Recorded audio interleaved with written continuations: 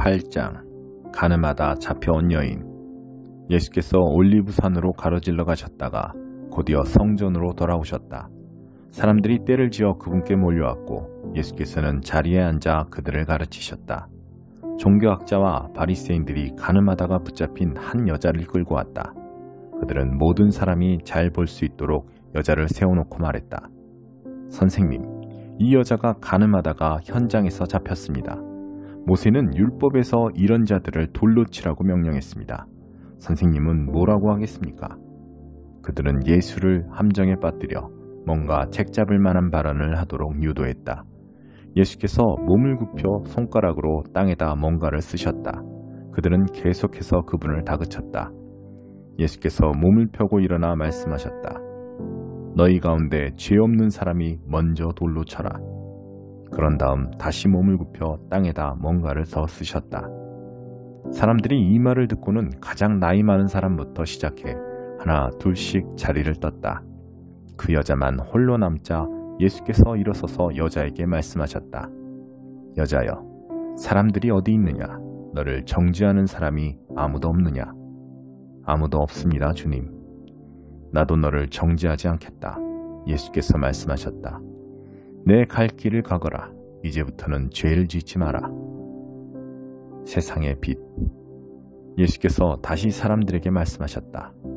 나는 세상의 빛이다. 나를 따르는 사람은 아무도 어둠 속에서 넘어지지 않는다. 나는 그에게 빛을 풍성히 주어 그 속에서 살게 한다. 바리새인들이 이 일을 제기했다.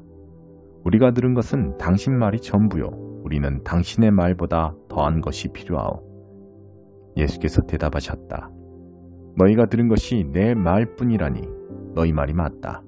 그러나 너희는 내 말이 참되다는 것을 믿고 의지해도 좋다. 나는 내가 어디에서 왔고 어디로 가는지 알지만 너희는 내가 어디에서 와서 어디로 가는지 알지 못한다. 너희는 너희가 보고 만질 수 있는 것에 근거해서 판단하지만 나는 그런 식으로 판단하지 않는다. 설령 내가 판단하더라도 내가 하는 판단은 참되다.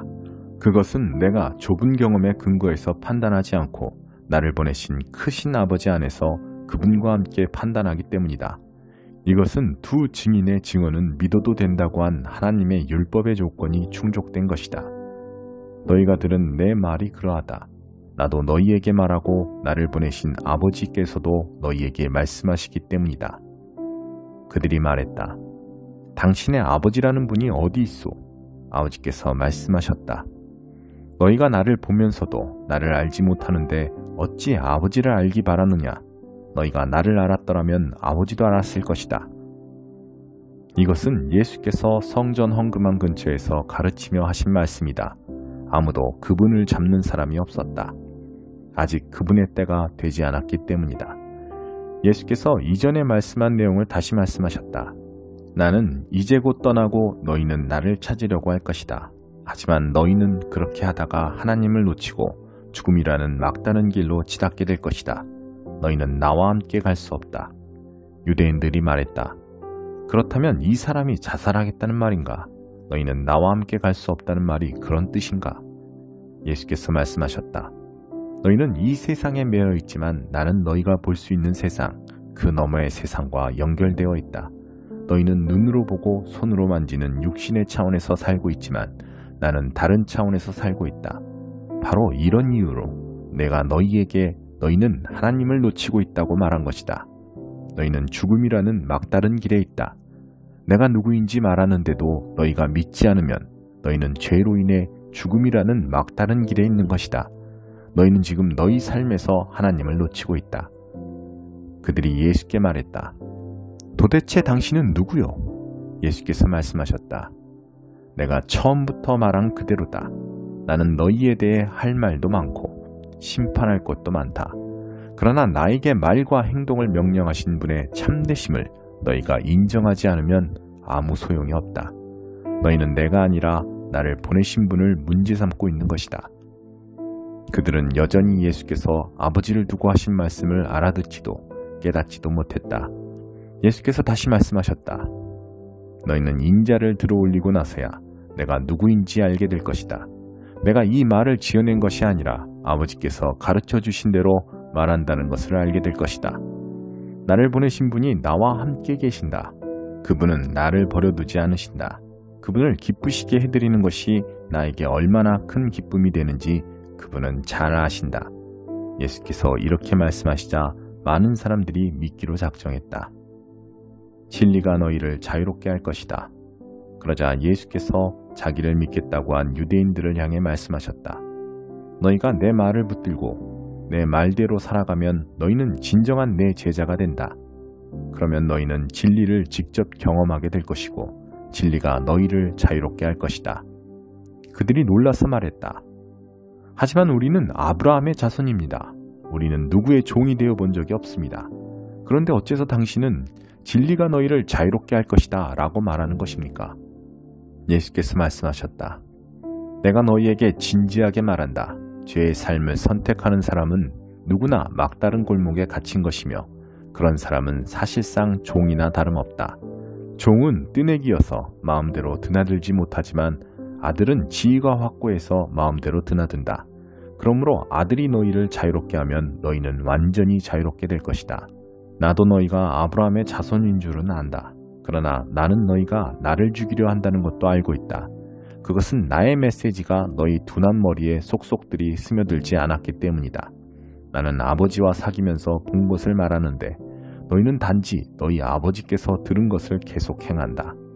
그들이 붕괴했다. 우리 아버지는 아브라함이요. 예수께서 말씀하셨다. 너희가 아브라함의 자손이라면 아브라함이 한 일을 너희도 했을 것이다. 그러나 너희는 지금 하나님께로부터 직접 들은 진리를 너희에게 전해준 나를 죽이려고 한다. 아브라함은 그런 일을 하지 않았다.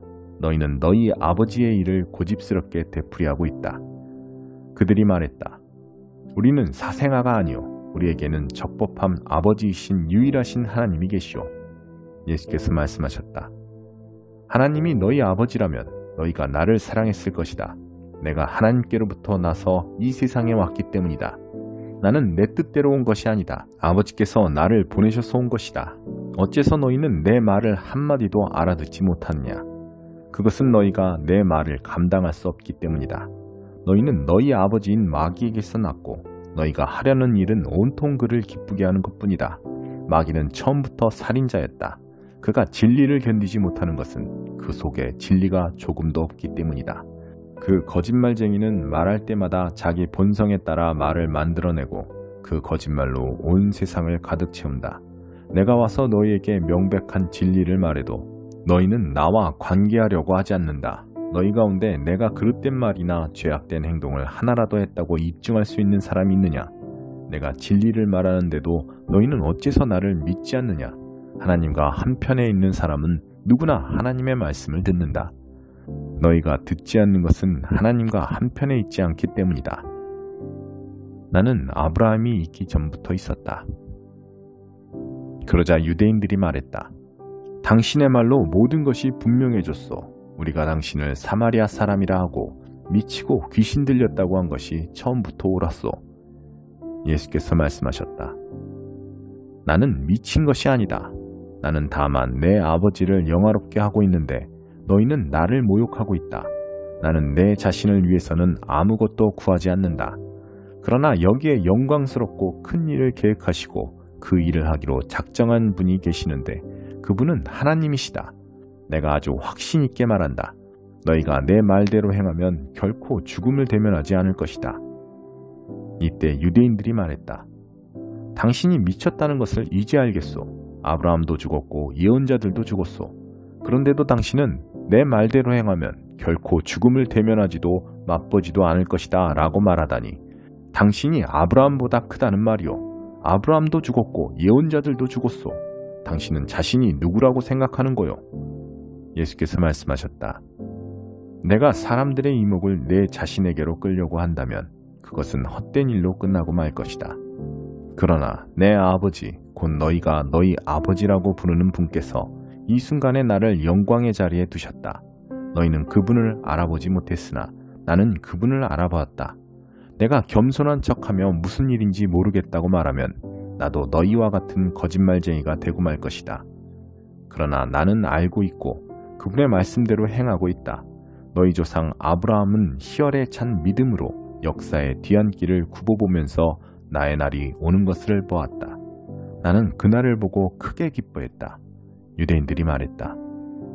당신이 50살도 되지 않았는데 아브라함이 당신을 보았다는 말이오. 예수께서 말씀하셨다. 나를 믿어라. 나는 아브라함이 있기 오래전부터 존재했다. 그 말에 그들이 폭발하고 말았다. 그들은 돌을 들어 그분을 치려고 했다. 그러나 예수께서는 어느새 성전을 빠져나와 사라지셨다. 9장. 참으로 눈먼 사람. 예수께서 길을 가시다가 태어날 때부터 눈먼 사람을 보셨다. 제자들이 물었다. 랍비님, 이 사람이 눈먼 사람으로 태어난 것이 누구의 죄 때문입니까? 이 사람 때문입니까? 이 사람의 부모 때문입니까? 예수께서 말씀하셨다. 탓할 사람을 찾으려고 하니 너희의 질문이 잘못되었다. 이 일에 그런 식의 인과관계는 없다. 차라리 너희는 하나님께서 어떤 일을 하시는지를 주목해 보아라. 우리는 나를 이 세상에 보내신 분을 위해 해가 비치는 동안 활기차게 일해야 한다. 밤이 되면 일할 시간이 끝난다. 내가 이 세상에 있는 동안은 빛이 풍성하다. 나는 세상의 빛이다. 예수께서 이렇게 말씀하시고 흙에 침을 뱉어 그것으로 반죽을 이겨서 눈먼 사람의 눈에 바르고 말씀하셨다. 실로암 연못에 가서 씻어라. 실로암은 보냄을 받았다는 뜻이다. 그 사람이 가서 씻고 앞을 보게 되었다. 이내 마을이 소란해졌다. 그 사람의 친척과 여러 해 동안 그가 구걸하는 모습을 보아온 사람들이 말했다.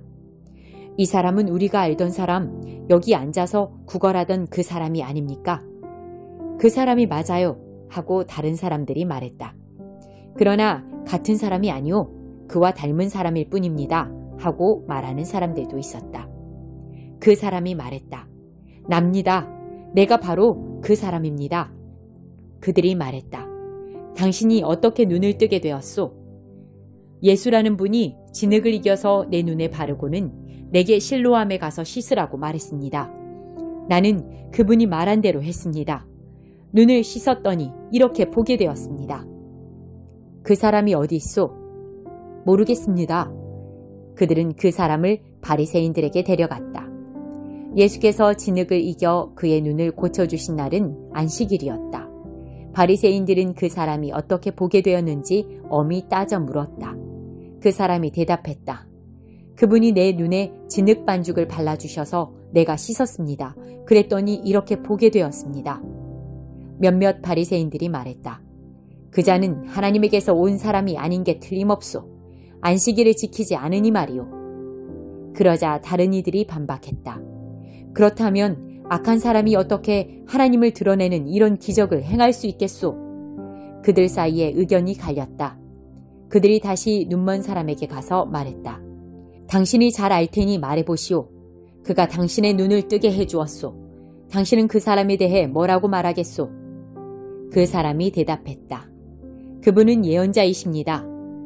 유대인들은 그 말을 믿지 않았다. 또한 그가 처음부터 눈먼 사람이었다는 것도 믿지 않았다. 그래서 그들은 눈이 밝아져 보게 된 그 사람의 부모를 불러다가 물었다. 이 사람이 눈먼 자로 태어났다는 당신네 아들이요? 그렇다면 그가 지금은 어떻게 앞을 보게 된 것이요? 그의 부모가 대답했다.